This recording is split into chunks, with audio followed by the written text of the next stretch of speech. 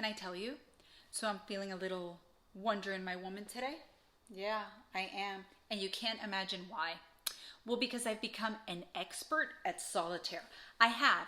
I've been playing for a while now, and I'm sure you're familiar with the game, right? It's played with a deck of cards, and you play against yourself, really. No one else is involved. And at the end, you either win or lose. But if you lose, there's no one else to blame it on. No one else can be accused of cheating or of dealing you the wrong cards. And I really like this game. Yeah, I have to tell you, I do. I like it because it's taught me a couple of things about myself. And that's that my competition isn't anyone else but me. Not another person, but rather my own negative thoughts and behaviors that hinder my progress every day. Because, you know, everyone always views their competition as that one person who seems to have it all together. And we all know someone like that, where everything seems effortless on their end. And sometimes we even dare to call it luck, all to console ourselves. So we make it all about that person's perceived advantage, all while being blinded to our own behaviors that are directly impacting our success or lack of. Yeah, and it helps us sleep better at night. But as I was playing, I started to realize that if I really want to make progress in life and in this game, then I have to learn how to call a spade a spade. So, spade number 1, procrastination. For me, of course, not you.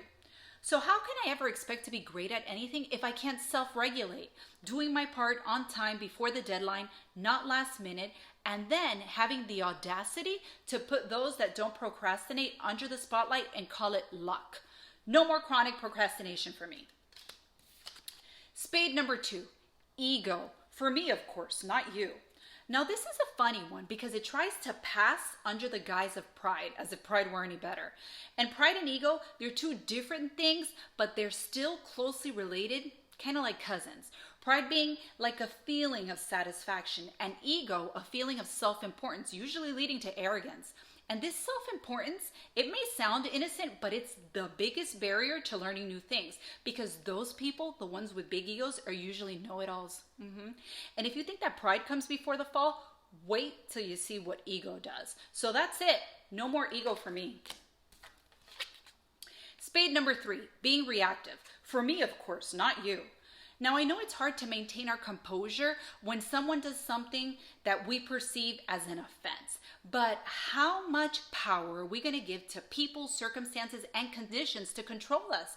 Not to mention that the biggest cause of regret is reactive behavior. And then there's certain things that once they're said and once they're done, they just can't be taken back.